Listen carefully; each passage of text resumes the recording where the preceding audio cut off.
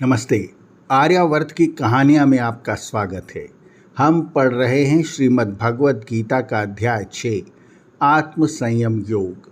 इस अध्याय में श्री कृष्ण अर्जुन को ध्यान की विधि समझाते हैं, अर्थात ईश्वर उपासना किस तरह किए जाने पर आत्मोन्नति होती है, इसे स्पष्ट रूप से सामने रखते हैं।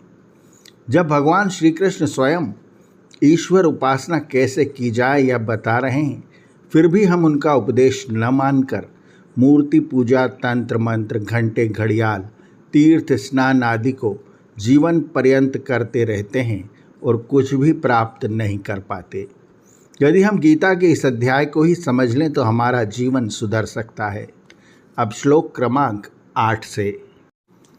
ज्ञान विज्ञान तृप्तात्मा कूटस्थो विजितेन्द्रियः युक्त इत्युच्यते योगी समलोष्ठास्य कांचनः।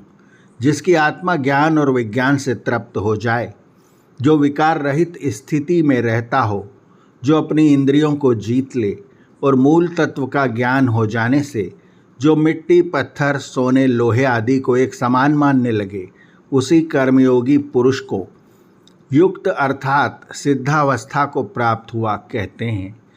सुयन मित्रार्युदासीन मध्यस्थ द्वेषस्य बंधुषु साधुष्वपि च पापेषु समबुद्धिर्विशिष्यते। सुहृद, मित्र, शत्रु, उदासीन, मध्यस्थ, द्वेष करने योग्य, बंधु बांधव, सज्जन और दुष्ट लोगों के बीच जिसकी बुद्धि सम हो गई हो, वही विशेष योग्यता रखता है। प्रत्युपकार की इच्छा न रखकर सहायता करने वाले को सुहृद कहते हैं। पक्षपात रहित को उदासीन और दोनों ओर की भलाई चाहने वाले को मध्यस्थ। यानी कि मित्र, शत्रु और दुष्ट लोगों के बीच जिसकी बुद्धि समान हो गई है, वही विशेष योग्यता रखता है। योगी युञ्जीत सततमात्मानं रहसि स्थितः एकाकी यत्चित्तात्मा निराशीर परिग्रह। योगी एकांत में अकेला रहकर चित्त एवं आत्मा का संयमन करे, किसी भी तरह की कामनाओं का मन में चिंतन न कर, परिग्रह यानी सांसारिक वस्तुओं के संग्रह का अंदर से त्याग कर निरंतर योगाभ्यास में लगा रहे। निम्न श्लोकों में कर्म योगी को साम्य बुद्धि की प्राप्ति हेतु वृत्ति निरोध के लिए पतंजलि योग के अभ्यास की सम्मति दी गई है। हाँ, अवश्य इतना ही पतंजलि योग की साधना करना है तो गृहस्थ धर्म का पालन करते हुए भी की जा सकती है और सभी को करनी भी चाहिए। आगे के श्लोकों में भगवान श्री कृष्ण बताते हैं कि इस तरह का योग कैसे किया जाए। शुचौ देशे प्रतिष्ठाय स्थिरम आसनमात्मनः नात्युच्युतम नात नीचम चैलेजिन कुशोत्तरम। योगाभ्यासी व्यक्ति शुद्ध स्थान पर स्थिर आसन लगाए। वह आसन न अधिक ऊंचा हो और न अति नीचा। उस पर पहले ध्रुव, फिर मृगछाला और फिर वस्त्र बिछाए। तत्रैकाग्रम मनः कृत्वा यत चित्तेन्द्रिय क्रियः उपविश्यासने युज्याद् योगमात्म विशुद्धये।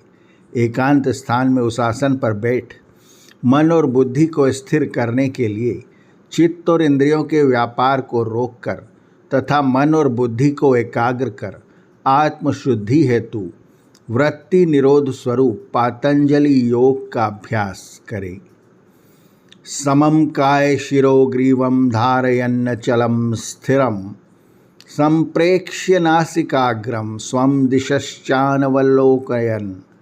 काय अर्थात पीठ, गर्दन और मस्तक को सम रखकर यानी सीधी खड़ी रेखा में रखकर स्थिर होता हुआ दृष्टि को इधर उधर न घुमाकर अपनी नाक की नोक पर दृष्टि जमा कर निडर होकर शांत अंतःकरण से मन को संयम में रखकर परम ब्रह्म का ध्यान करते हुए योग युक्त हो जाए।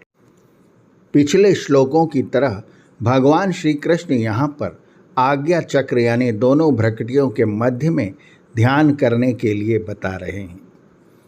आर्यावर्त की कहानियाँ के अगले अंक में भी जारी रहेगा। गीता का अध्याय 6 आत्मसंयम योग।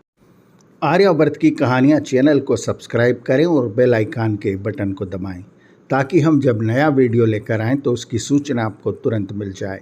धन्यवाद। नमस्ते।